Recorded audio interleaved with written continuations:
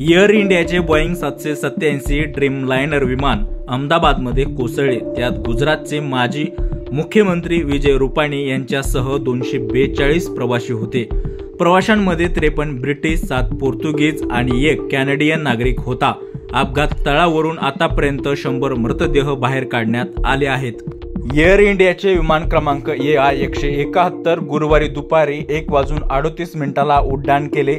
दुपारी 1:40 ते कोसळले। मिळालेल्या माहितीनुसार विमान विमानतळाच्या भिंतीजवळ आणि एअर कस्टम कार्गो ऑफिस जवळ कोसळले। विमान पडताच संपूर्ण परिसरात धुराचे लोट दिसले होते। ज्या इमारतीवर एअर इंडियाचं विमान कोसळले ती इमारत इंटर्न डॉक्टरांसाठी वसतिगृह होती। मिळालेल्या माहितीनुसार येथे 50 ते 60 इंटर्न डॉक्टर होते। सर्वांचा मृत्यू झाल्याची भीती आहे। निवासी डॉक्टर त्यांच्या शेजारील ब्लॉकमध्ये राहत होते।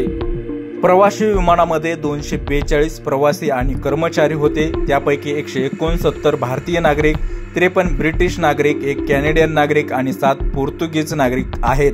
एअर इंडियाने हेल्पलाईन नंबर जारी केला आहे। विमान अपघातानंतर एअर इंडियाने एक हेल्पलाईन नंबर जारी केला आहे। हा नंबर 1800 56 91 444 असा आहे।